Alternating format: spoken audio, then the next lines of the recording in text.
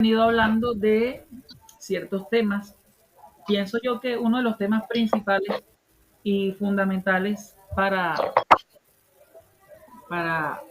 iniciar a estudiar el conductismo es filosofía de la ciencia, que creo que ese fue uno de los temas que vimos, ¿no? Anteriormente.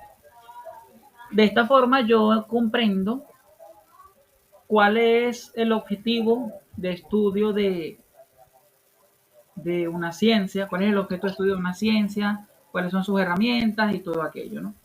Entonces, bueno, ya prácticamente vamos a tomar muchas cosas de allá, de la filosofía de la ciencia, de los modelos filosóficos de la ciencia, para comenzar entonces por acá.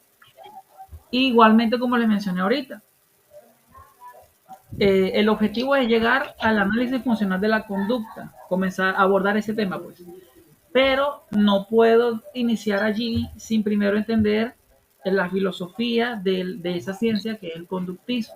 Ya vamos a entender por qué, ¿no? Necesito comprender primero esto entonces para abordar lo otro. Esa es la forma correcta de entender las cosas. Fíjense, yo comencé a leer análisis experimental de la conducta con este libro, que es muy bueno. Se llama Principios de Análisis Conductual. Pero yo la primera vez que lo leí, el lenguaje se me hizo súper pesado, honestamente. Porque claro, yo comencé a leer directamente desde la ciencia y la aplicación. Y me faltaba esta parte que es la que les estoy comentando, la parte de la filosofía, o sea, de dónde surge eso de que la conducta es el objeto de estudio de la ciencia y todo lo demás. Entonces, es partiendo de acá, ¿no? Entonces, bueno, dice, ya va, conductismo. Respecto a las ciencias de la conducta, visión general y algunos prejuicios. Porque sí, señores, vamos a evaluar también el tema de los prejuicios. Entonces, definiendo propiamente qué es el conductismo. El conductismo no es la ciencia del comportamiento, y esto tiene que quedar claro. El conductismo es la filosofía de tal ciencia. Algunos dicen que es algo más que la filosofía, ¿no? Decimos que es la filosofía porque es ese conjunto de propuestas, de ideas, de verificaciones y todo aquello, todo lo que abarca lo epistemológico, ¿no? Todo eso es el conductismo. Todas esas propuestas que nos llegan de por qué es la conducta y por qué no es otra cosa y mediante qué estudiamos la conducta, todo aquello, ¿no? Entonces, si el conductismo no es la ciencia, sino es la filosofía de una ciencia, ¿cuál es la ciencia? La ciencia como tal se llama análisis experimental de la conducta. ¿Ok? Quiere decir que el conductismo es la base o es la filosofía, sí, la base de lo que es el análisis experimental de la conducta. Esa es la ciencia. Porque entonces por medio del análisis experimental de la conducta es que nos encontramos en laboratorios con de repente animales, aplicándole pruebas, estrategias, qué sé yo, modificando entornos, discriminación de estímulo, tantas cosas, ¿no? Allí hablamos ya netamente que de hecho de esa parte es que habla este libro. Ok, este libro nos va a hablar es netamente lo que es la parte experimental. De hecho, fíjense, aquí tenemos gráficas y varias cosas, ¿no? Medidas, fórmulas, ecuaciones, qué sé yo. Esa es la parte experimental. O sea, esa es la parte que va a comprobar las ideas, las va a comprobar qué es verdadero, qué es falso, qué hay que mejorar, todo aquello. Luego, como toda ciencia, o sería el objetivo de toda ciencia, tenemos una tecnología. ¿Ok? Y voy a explicar primero este término tecnología. La gente cuando escucha tecnología piensa que se refiere al teléfono, al celular y a aparatos electrónicos. No. Cuando hablamos de tecnología, hablamos de donde desemboca una ciencia. Tecnología se le denomina a todas aquellas cosas que facilitan nuestra práctica. ¿Ok? Ese es el concepto como que general de tecnología. Todas aquellas cosas que se aplican en la práctica y que sirven para facilitar y para mejorar, bueno, la vida, ¿no? La vida humana. Todo, entonces, Todo lo que te cumpla ese objetivo es tecnología. Entonces, la tecnología que desarrolló el análisis experimental de la conducta es lo que se llama análisis funcional de la conducta. ¿Ok? Análisis funcional de la conducta. Esa es la tecnología desarrollada. ¿Por qué es tecnología? Porque el análisis funcional de la conducta ya sale del laboratorio. O sea, ya no estamos hablando de pruebas en laboratorios. Ahora estamos hablando de aplicaciones en terapia, por ejemplo, o aplicaciones en el aula de clases.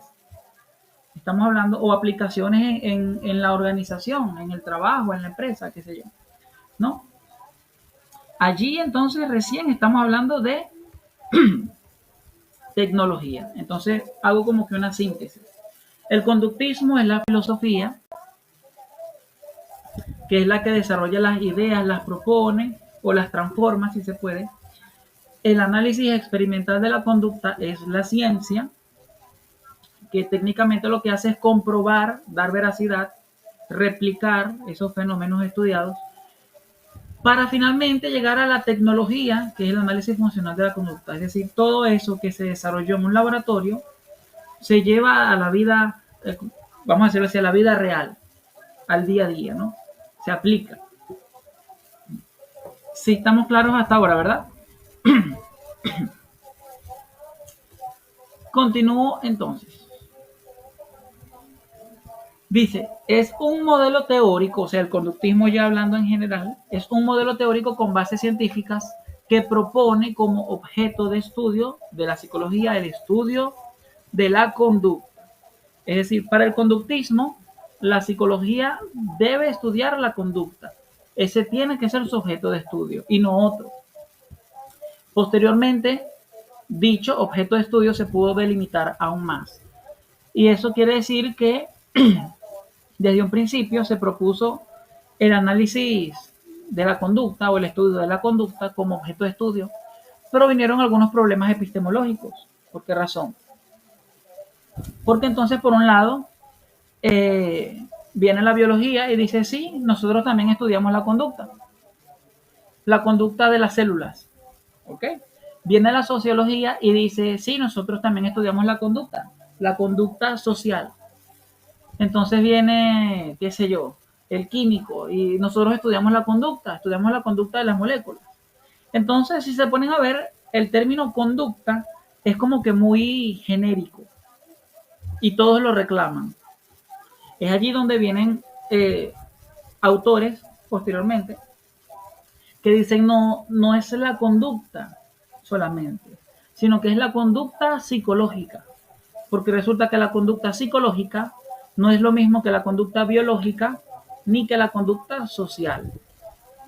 O sea, decir conducta de plano ya tiene problemas, entonces hay que especificar conducta psicológica, porque cumple con características específicas. Más que todo, quienes hacen esta propuesta de definir conducta o delimitar nuestro objeto de estudio por parte del interconductismo, ¿ok? Porque ellos justamente proponen esto, o sea, conductas hay varias. ¿Cuál es la que nosotros estudiamos? Allá es la conducta psicológica. Allí, por menos Rives propone lo que es la teoría del desligamiento funcional, que tiene que ver con esto, ¿no? Más adelante lo abordaremos. Luego dice, existen diversos tipos de conductismo. Y esto hay que tenerlo claro. Existen diversos tipos de conductismos, cada uno con sus propuestas y argumentos respecto a la forma en la que se debe estudiar la conducta. Entonces, hay diversos tipos de conductismos, cada uno tiene sus autores, sus propuestas, su filosofía. Sin embargo, todos como que apuntan prácticamente a las mismas bases, ¿no? Y ya vamos a ver algunos. Vamos a ver algunos.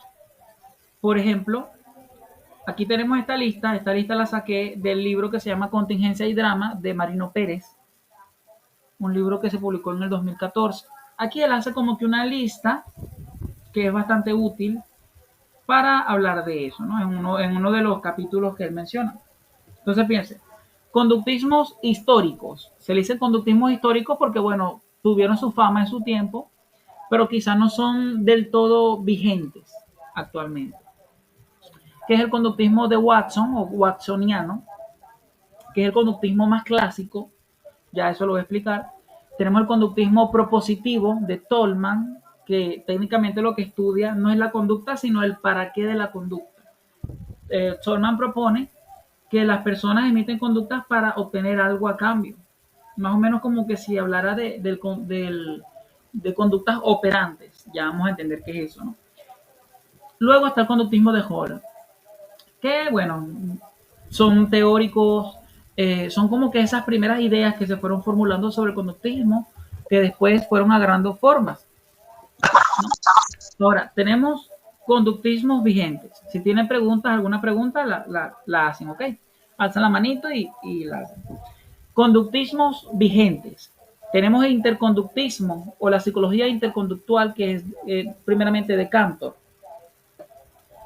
Y el interconductismo, algunos no lo incluyen dentro de la lista del conductismo porque prácticamente parte desde otro punto de vista, que es lo que yo digo que, digamos que tiene una filosofía un tanto diferente y de hecho tiene varias polémicas con el conductismo de Skinner, ¿no? Pero bueno, por ahora vamos a dejarlo en la lista por la lista que Marino Pérez nos proporciona.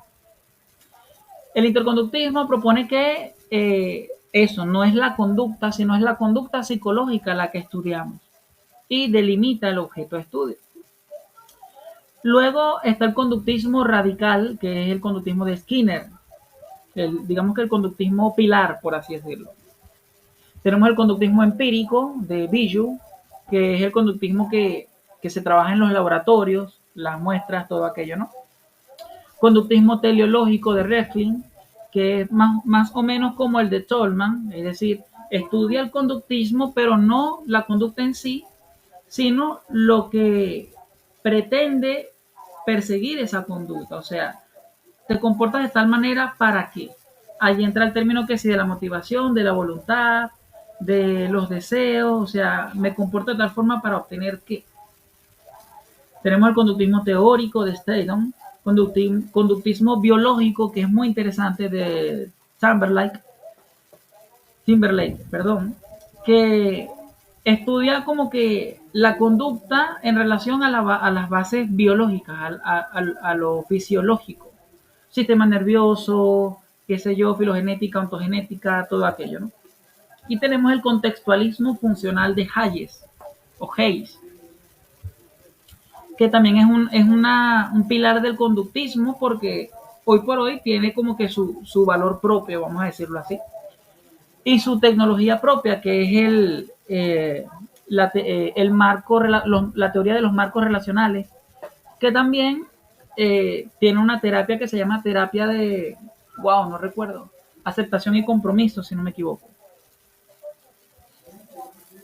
El contextualismo funcional entre el psicoanálisis o la psicología introspectiva, lo que le decía él, esa que el objeto de estudio es lo interno, tu mente, cómo te sientes, qué sé yo, tus impulsos. Y el conductismo era más objetivo, o sea, vamos a analizar lo que podemos ver, según Watson, ¿no? Entonces, bueno, ahí está esa polémica. Pero sí es importante recalcar que cuando las personas critican al conductismo, de que es simplista, de que no toma en cuenta las emociones ni lo mental, en realidad están haciendo una crítica al conductismo de Watson. Ya vamos a ver por qué. Luego dice, él y Pavlov son pioneros experimentadores en condicionamiento clásico o respondiente. ¿Por qué? Porque Watson se fundamentó en los trabajos de Pavlov para hacer experimentos y Watson incluyó las emociones en el condicionamiento respondiente. ¿Por qué puse acá esta fórmula? ER. ¿Qué significa ER? Significa estímulo-respuesta. Ese es el condicionamiento clásico. Es decir, para el condicionamiento clásico, la conducta está en respuesta a algo. Yo me comporto respondiendo a algo. Y justamente es lo que hizo Watson, por lo menos con el experimento del pequeño Albert. Técnicamente lo que hizo fue inducirle un miedo, emociones, una fobia a un niño.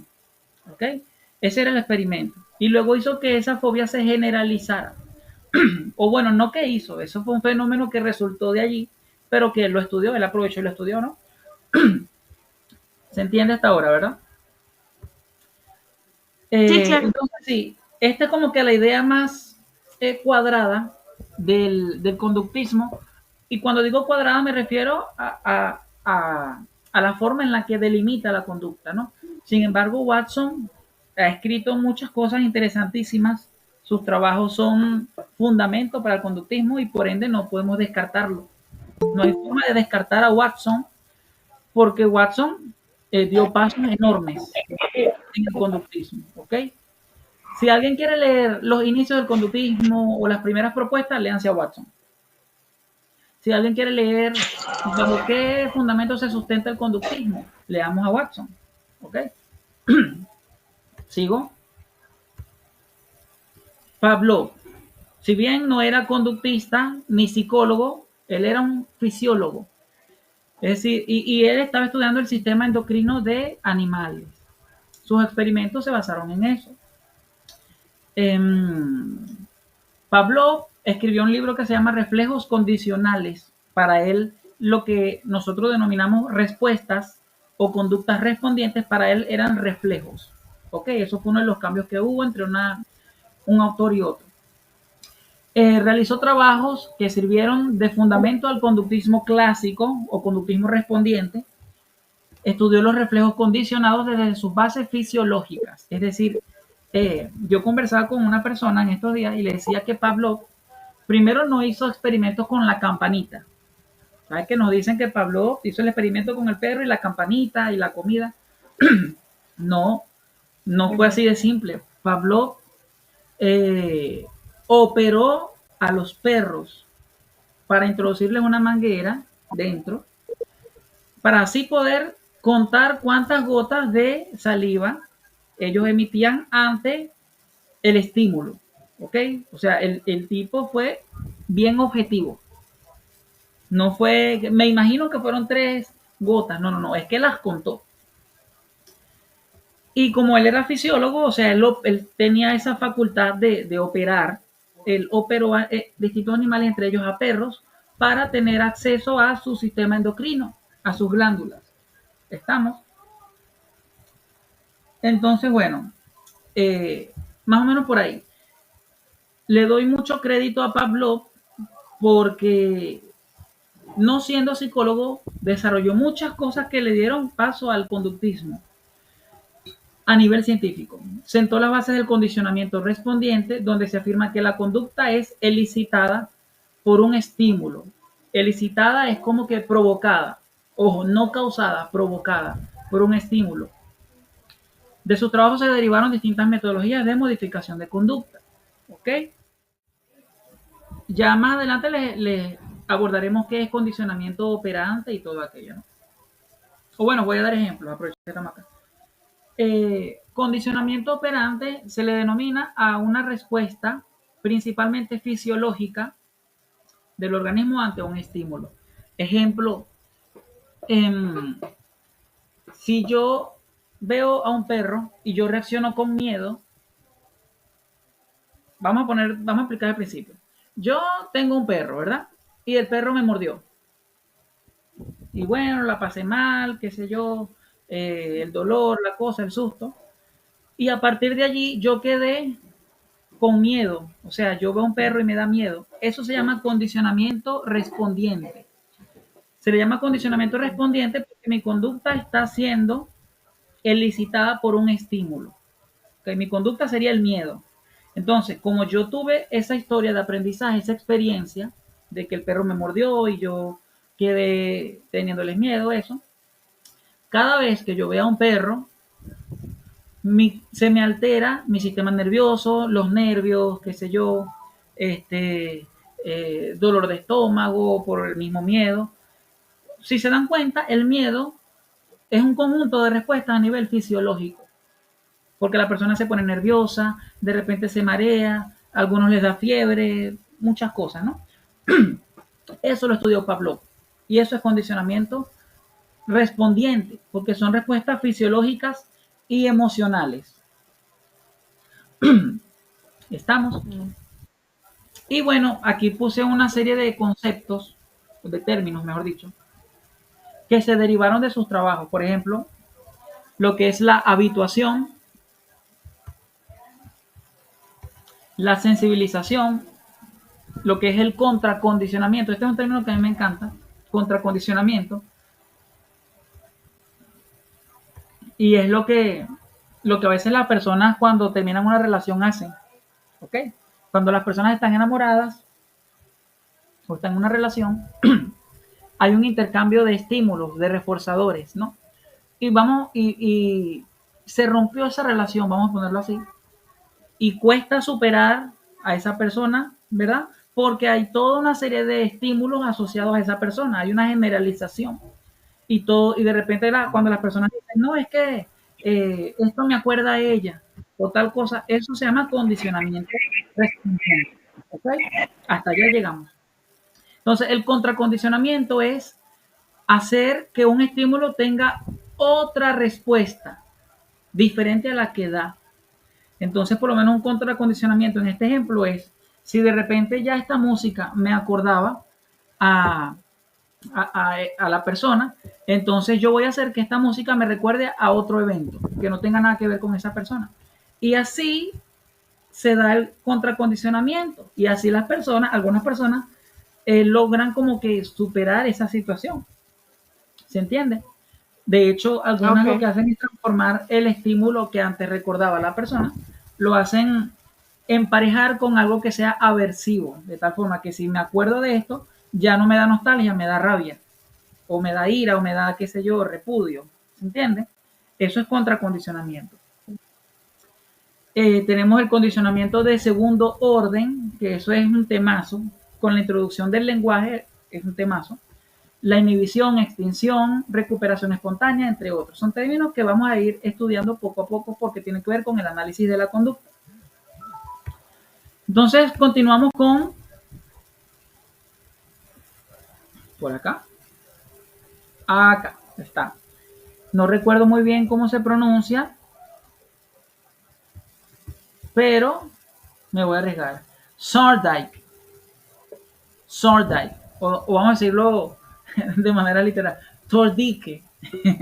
Thorndike fue un psicólogo también que hizo Thursday. aportes, Thorndike, ajá, hizo aportes al condicionamiento, pero él introdujo algo interesante. Thorndike, considerado un antecesor de la psicología conductista estadounidense, y él realizó experimentos con gatos, ¿ok? Donde los metía en una caja y los ponía a resolver problemas para que ellos finalmente salieran de la caja, ¿no? Parece algo tonto, pero fíjense, realizó trabajos respecto al aprendizaje por ensayo y error y eh, propuso lo que se le llama la ley del efecto. Sus estudios sobre la conducta animal le permitieron desarrollar la teoría del conexionismo. Eh, Él técnicamente lo que hacía era que los animalitos, los gatitos, hicieran pruebas de ensayo y error, ensayo y error. Cuando la, la, la prueba les permitía a los gatos salir de la caja, él estudiaba que los gatos repetían esa conducta, repetían esa misma conducta. ¿Ok? De allí se desprendió algo interesante que es la ley del efecto, que dice que toda conducta está propensa o se puede repetir siempre y cuando alcanza su objetivo funcional.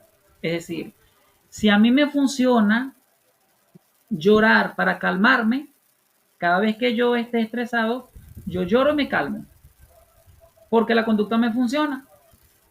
Voy a poner un ejemplo más radical. Si a alguna persona aislarse le calma, la persona lo va a seguir haciendo porque cumple con su objetivo. Y eso uno lo ve y uno dice, ok, no hay problema hasta ahora. Pero vamos a irnos un poco más radical. Las personas que consumen sustancias. Hay personas que consumen sustancias y yo he tenido oportunidad de conversar con algunos y dicen, es que esto me alivia, me quita el estrés. ¿Ok? No es la única forma de quitarse el estrés, pero para ellos es la forma que conocen y les resulta, porque si no, no lo hicieran. Entonces, eso se va a repetir, aparte de otros fenómenos más que ocurren allí. Entonces, eso es lo que es la ley del efecto. Mientras una conducta cumpla con su función, esa conducta se puede repetir, se va a ir repitiendo. Entonces, de sus trabajos afirmamos que el aprendizaje ocurre en una selección natural. ¿Ok? ¿Sabemos lo que es selección natural? Que es lo que propone el evolucionismo de Darwin, que dice que los animales van evolucionando, pero esa evolución se ve marcada precisamente porque adquieren nuevas características que le permiten sobrevivir. Por ejemplo, las jirafas que tienen el cuello más largo tenían más facilidad para comer y las jirafas que tenían el cuello corto, como no alcanzaban el alimento, se fueron muriendo de hambre. Entonces, esa técnicamente es la selección natural, o sea, se queda en la naturaleza lo que resulta, lo que es útil. ¿Ok? Él propone, Thorndike, propone que en la conducta es así, que nosotros en nuestra historia de conductual, las conductas que nosotros hoy por hoy realizamos son porque han tenido eh, funciones, han dado con su objetivo. Ojo, conducta sea buena o sea mala, si hoy por hoy las realizamos es porque cumplen con su función, a nosotros nos resultan. Mientras que las conductas que no nos resultan, nosotros las vamos dejando a un lado. Ven, como una especie de selección natural, pero en la conducta. Que una persona hoy por hoy se comporte de tal forma es porque en su historia de aprendizaje le ha servido y por eso repite esa conducta. Eso es un principio fundamental, porque por lo menos las personas que están en cuadros de ansiedad, ¿verdad? Y emiten ciertas conductas, hay que analizar qué función cumple esa conducta para entender el por qué esa persona la sigue haciendo, a pesar de que sean dañinas o sean extrañas. Para la persona tienen una función, un sentido, y eso hay que analizarlo. Ese es el trabajo del analista de conductas. Entonces, dice, las conductas pueden quedar, entre comillas, registradas filogenéticamente. La filogenética es la historia de la especie, ¿ok? De la especie. En este caso, la filogenética humana es de la especie humana. Entonces, cuando decimos que las conductas pueden quedar registradas filogenéticamente, es que como seres humanos tenemos facilidad de hacer ciertas cosas y otras no, por nuestra historia filogenética. Porque antes de nosotros había personas que hacían tales cosas y así se repitió, hasta que hoy por hoy nosotros tenemos casi que de manera, vamos a decirlo entre comillas, innata, ese tipo de conductas. Voy a poner un ejemplo. Una familia de carpinteros, o no, algo que tenga que ver más con la actividad. Una familia de atletas, ya, una familia de atletas, ¿ok? Los bisabuelos eran atletas. Y entonces, ok, tenían el cuerpo robusto, qué sé yo, tenían velocidad, tenían equilibrio, todas esas cualidades que tiene un atleta. Resistencia, su sistema cardiovascular estaba reforzado porque justamente el atletismo refuerza el sistema circulatorio y todo aquello. Los bisabuelos eran atletas. Luego, sus hijos también fueron atletas, vamos a ponerlo así, porque sus padres lo inducieron en ese mundo, ¿no? Y así fue sus nietos. ¿Qué sucede? Que en el organismo de ellos, por lo menos el tema del corazón fortificado, ya eso va a ser hereditario. ¿Por qué? Porque viene de una historia filogenética donde se promovía, se facilitaba que eso ocurriera. Además de que ellos van a nacer de repente con extremidades un poco más largas. ¿Se entiende?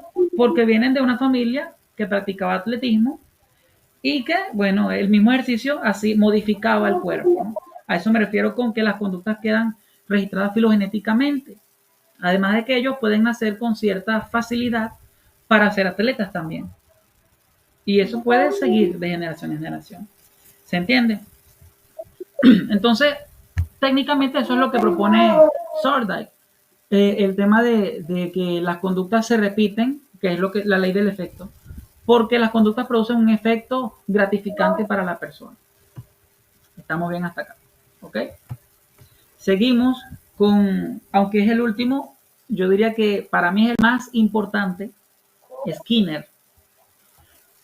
Skinner hizo trabajo en el condicionamiento operante, ¿ok? Fundador del conductismo radical, ¿ok? Ha venido funcionando hasta aquí como piedra de toque de los distintos conductismos. Eso lo dijo Marino Pérez en el 2014. ¿Qué quiere decir eso que propone Marino cuando dice que funciona como piedra de toque de los otros conductismos? Eso es un modismo.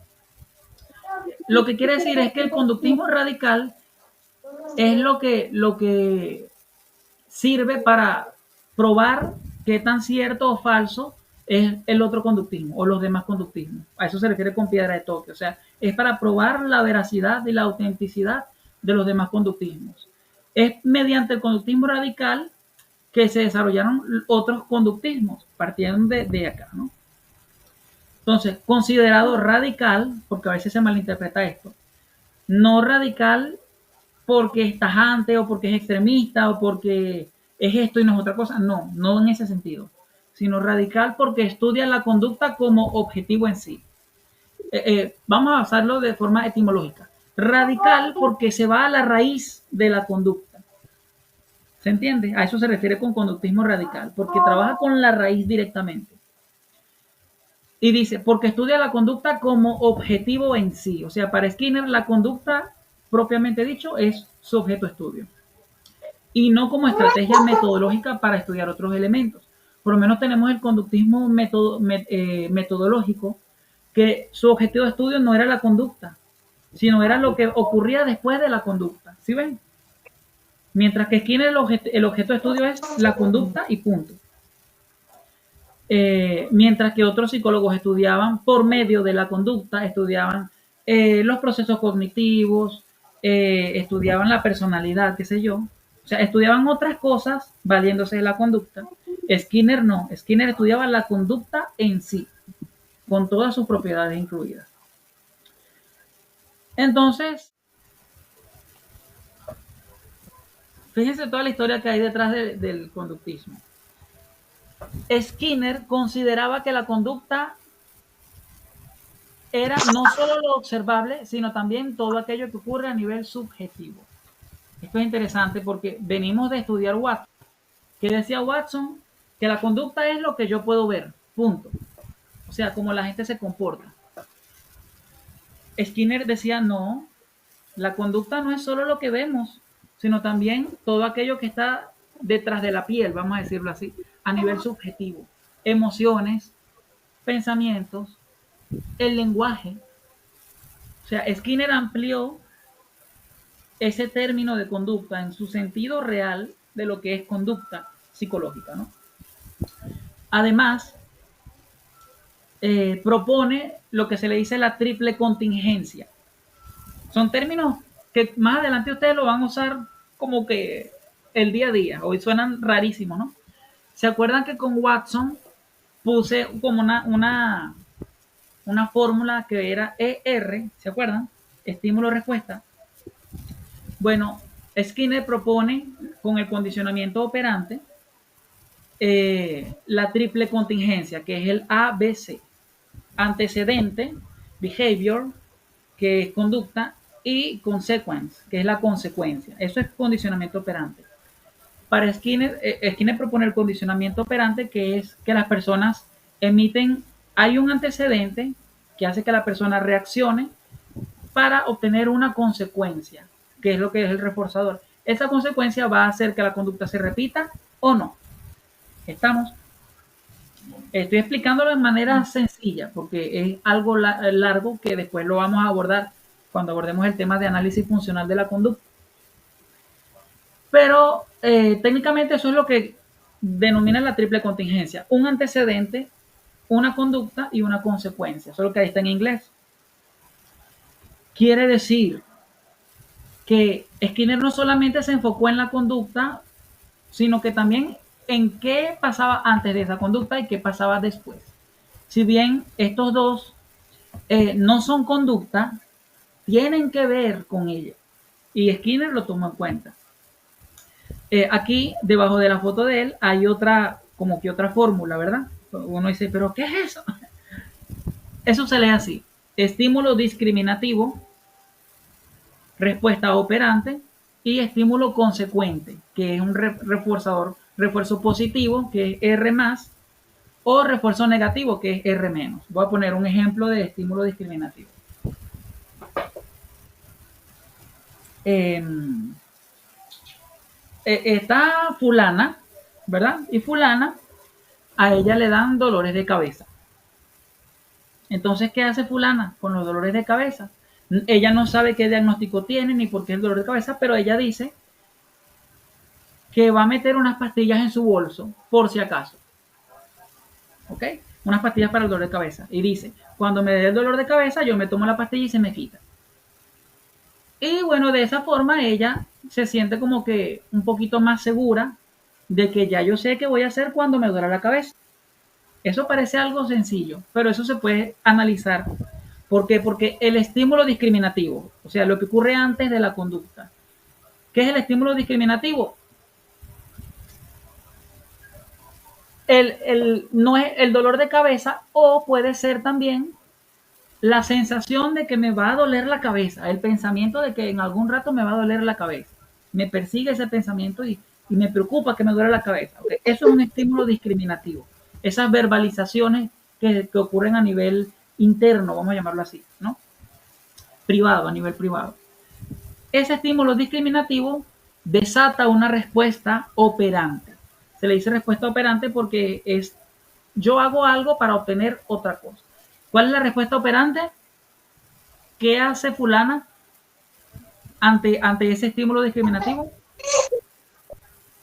Siempre tiene una caja de pastillas en su bolso. Eso es una respuesta operante. Ella siempre tiene una caja de pastillas en su bolso. ¿Y cuál es la consecuencia de que ella haga eso? Seguridad. Para ella eso le da seguridad. Es una conducta de seguridad. Ok, a ver. Ok. Ocurre lo que es si analizamos el caso de fulana, si ella sigue haciendo esa conducta, ella va a desarrollar lo que se le dice en medicina farmacodependencia. Es decir, esa mujer no va a vivir sin unas pastillas en su bolso, porque para ella las pastillas le dan seguridad. Fíjense lo que es el tema de lo psicológico. Va a llegar a un punto donde el simple hecho de tener las pastillas en el bolso le quita el dolor de cabeza, porque ya ahí se desarrolla una contingencia o una relación entre las pastillas y el dolor de cabeza. ¿Ven hasta dónde llega? Entonces, eso lo analizó Skinner en laboratorios. Skinner trabajó con palomas y ratas. ¿Ok? ¿Se entiende? ¿Quieren que coloque otro ejemplo de conducta operante para, para comprender un poquito más? Pero ¿quieren que coloque otro ejemplo? Ajá.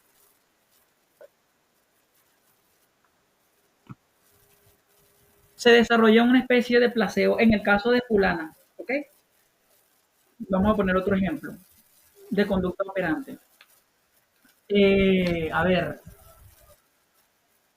depresión. En la depresión ocurren muchas conductas operantes. La persona está deprimida, se siente mal, vamos a ponerlo, qué sé yo. Está deprimida porque, qué sé yo, le va mal en su trabajo. Le va mal en su trabajo, han bajado las ventas. La persona está deprimida, agarró depresión, agarró no. Se comporta de manera deprimida. Y bueno, no come, qué sé yo, esto. Pero hay algo característico, que es que la persona se aísla, no sale, se desligó de sus amigos. Eso es ahí, entonces, y nosotros vamos a analizar lo que está esta persona, vamos a llamarlo fulano, fulano, dice que está deprimido y que no tiene amigos. ¿Cuál es el antecedente? Problemas en el trabajo. Los problemas en el trabajo le generan malestar, eh, tiene estrechez económica, no tiene suficiente dinero, X. La conducta operante de él es no salir porque si salgo gasto. ¿Se entiende? Eso es una conducta operante. No salir, me aíslo, rompo con mis amistades, qué sé yo. ¿Y cuál es la consecuencia de no salir? Díganmelo ustedes. ¿Cómo? No gastar dinero o ahorrar un poquito, vamos a ponerlo así. Ajá. Entonces puede ser o un refuerzo, o vamos a ponerlo así, ahorrar dinero.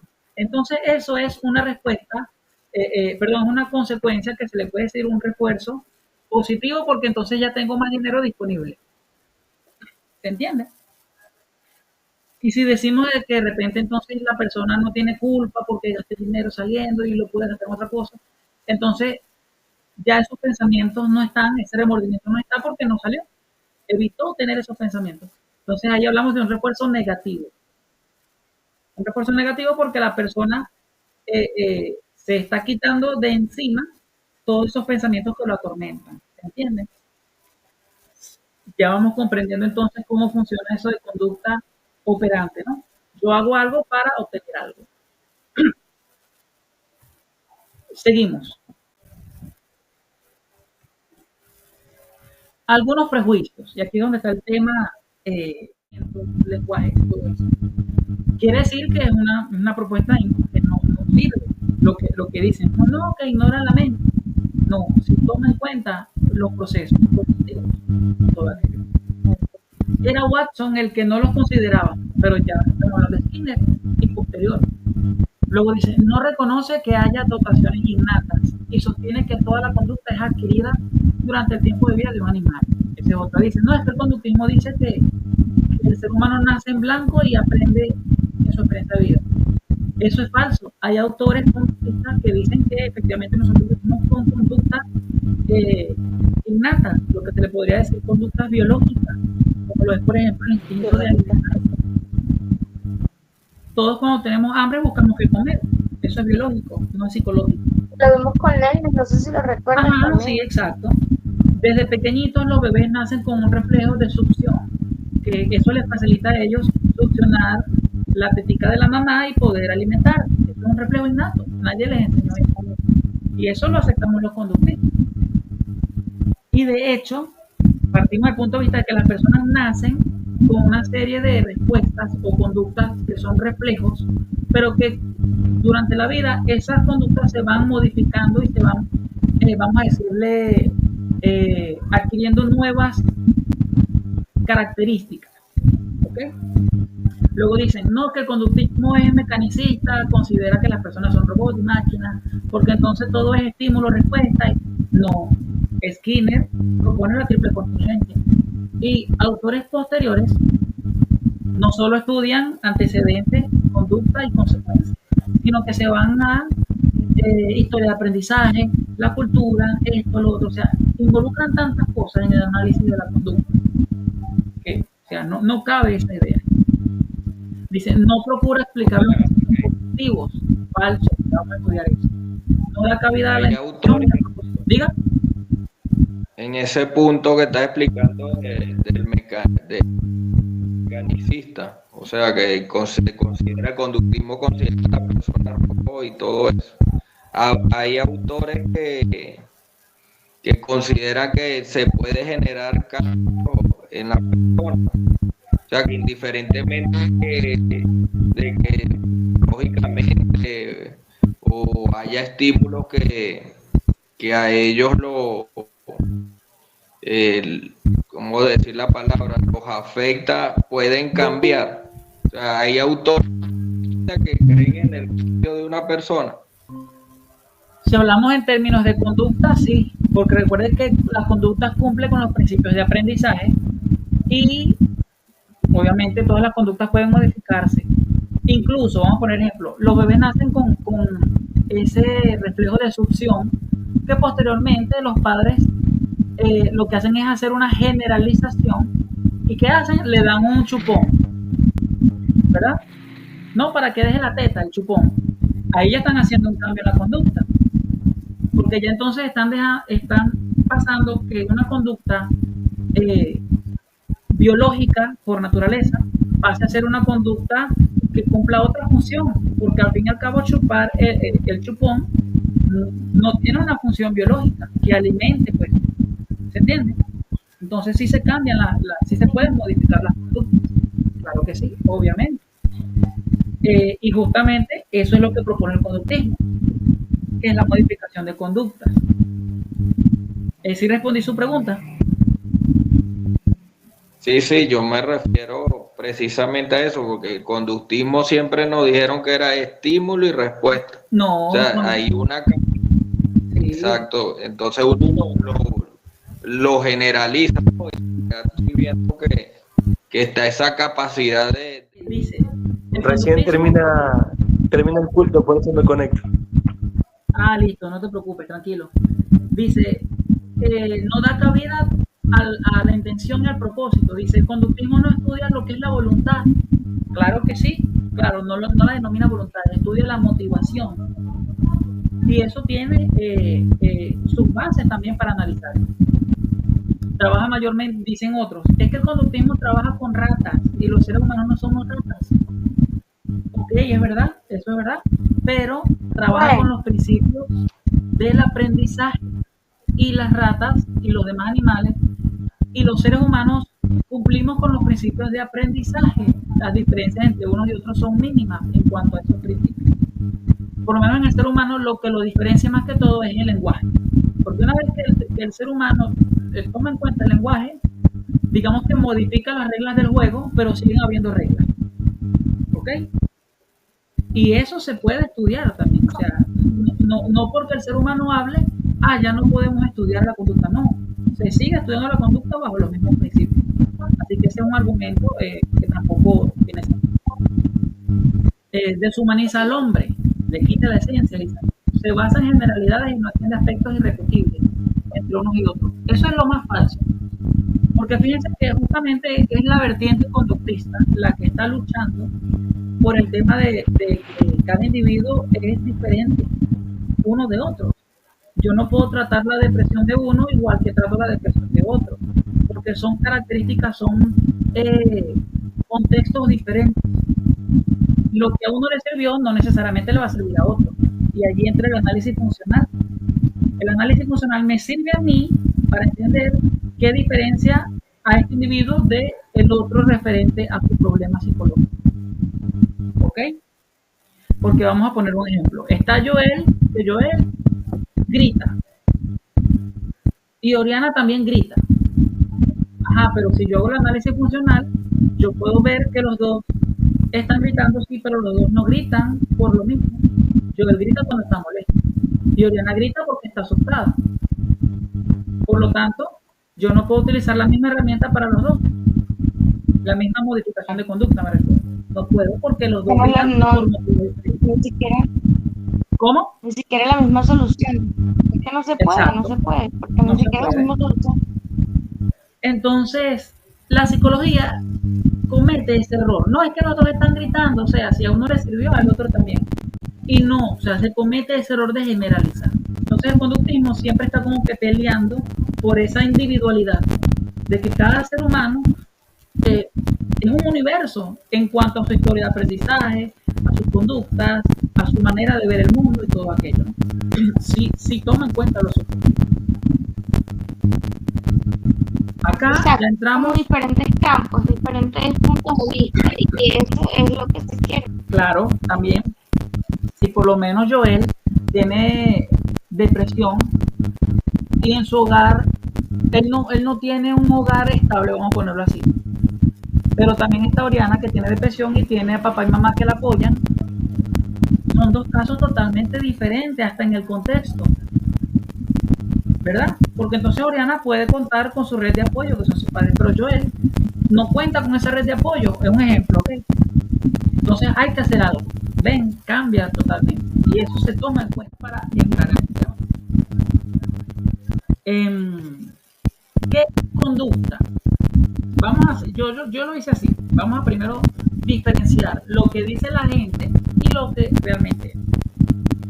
Según la RAE, la Real Academia Española, la conducta es la manera con que las personas se comportan en su vida y acciones. O sea, para la RAE, que el término aceptado socialmente, conducta es como tú te comportas. Si tú lanzas las cosas, entonces tu conducta es agresiva y ya. Más allá no puedo ir. La concepción tradicional supone que la conducta está constituida por el movimiento visible de un ser vivo, visible, o sea, lo que yo puedo ver.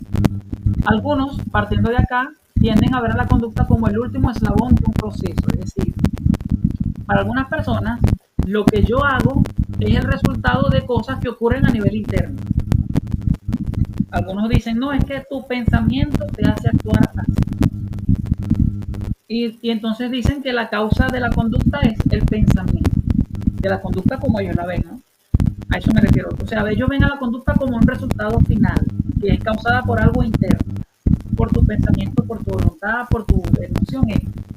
¿Se entiende?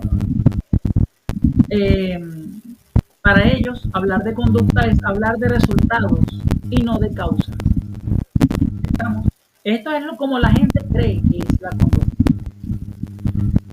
Y nos vamos entonces acá, ya leyendo el artículo de Stevie Bhaker-Frischer, que es un conductista. Ese artículo me encanta porque lo explica muy bien. Aquí lo tengo, ahorita lo revisamos. Y la definición más aceptada en el conductismo es esta.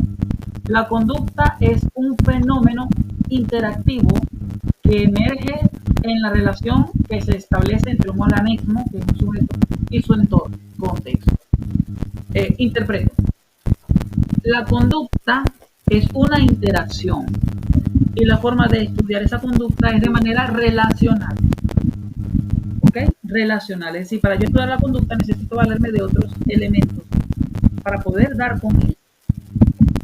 La conducta es la interacción del organismo con su entorno. Lo que hace y lo que no hace, eso es conducta. Porque cuando nosotros dejamos de hacer cosas ante situaciones, eso es una conducta. Porque quizás otro tipo de conductas están ocurriendo a nivel cognitivo. ¿Se entiende? Si yo estoy en un público y yo tengo miedo, ahí hay el miedo ya es una respuesta, una conducta respondiente.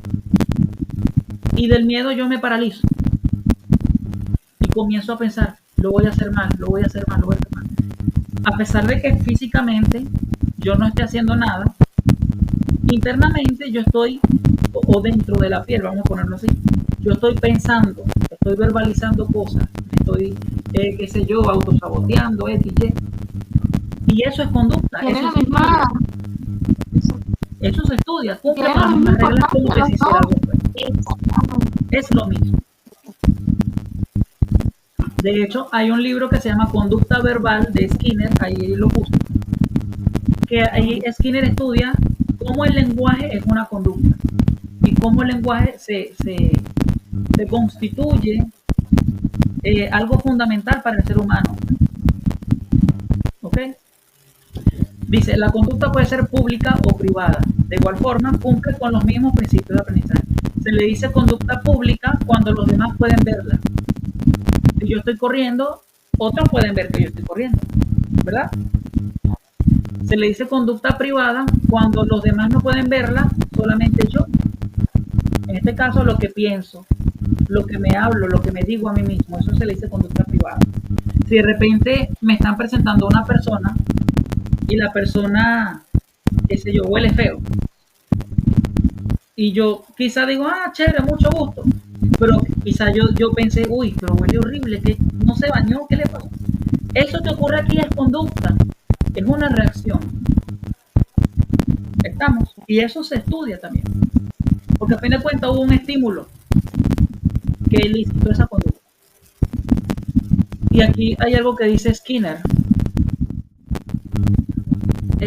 Skinner dice, una pequeña parte del universo es privada respecto a cada individuo. Es decir, una parte del mundo de cómo lo vemos es privado.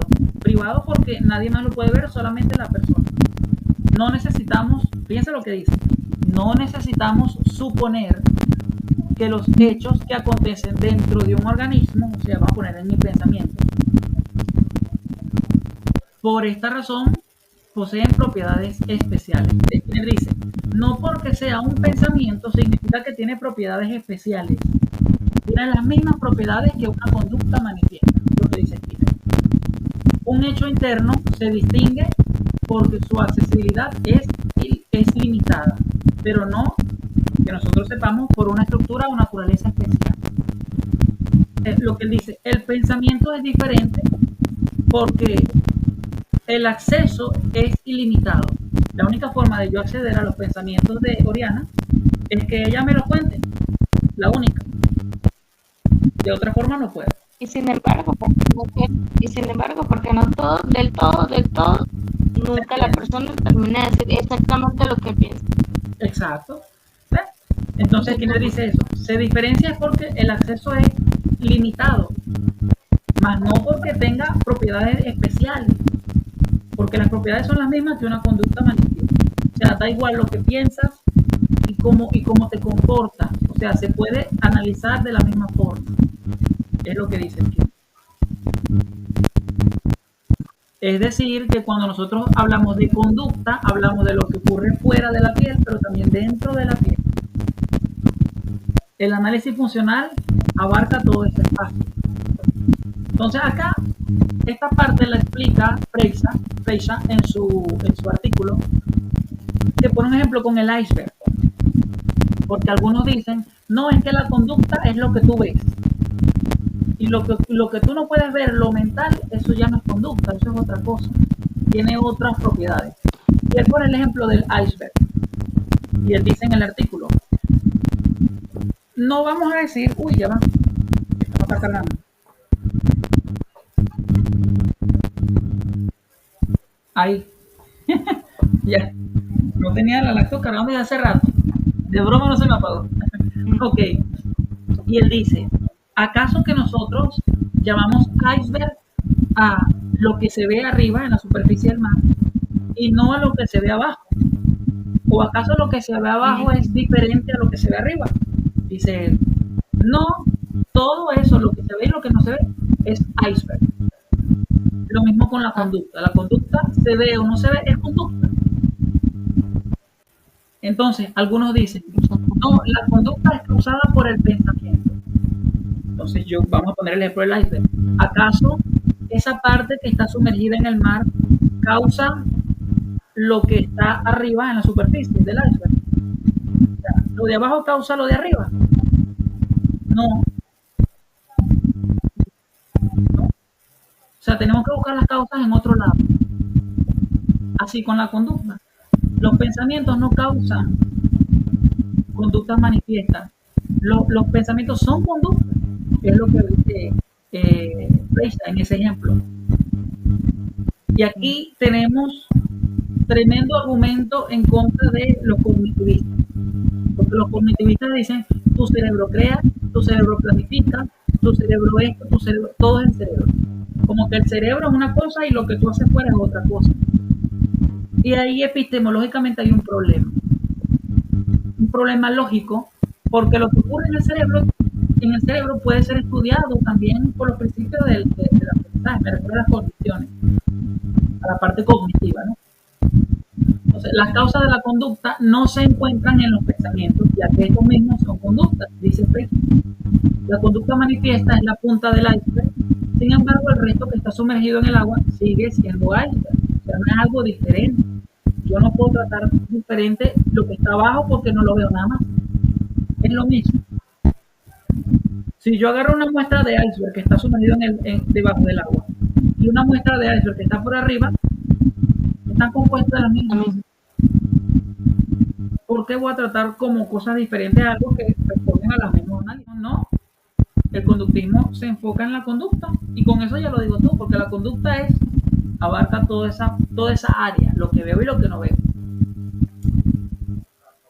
Dice acá, la conducta es el conjunto, la suma de la parte manifiesta y de la parte mental. Y el hecho de que esté dividida en dos por la frontera piel no tiene el poder de generar dos fenómenos diferentes. Es decir, la conducta es lo que ocurre dentro y fuera de la piel. Y el hecho de que una sea dentro y otra fuera no significa que sean dos cosas distintas.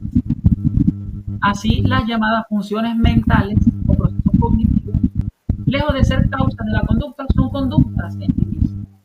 Es decir, lo que ocurre en mi cerebro no causa lo que yo hago, sino lo que ocurre en mi cerebro también tiene una causa que hay que analizar. Es lo que dice en su artículo. Antes de tratar acá. Fraser también da varios ejemplos. Dice que el estudio de la conducta es relacional, porque para estudiarla necesito estudiar otros elementos. Y él pone varios ejemplos. Pone el de la velocidad, creo.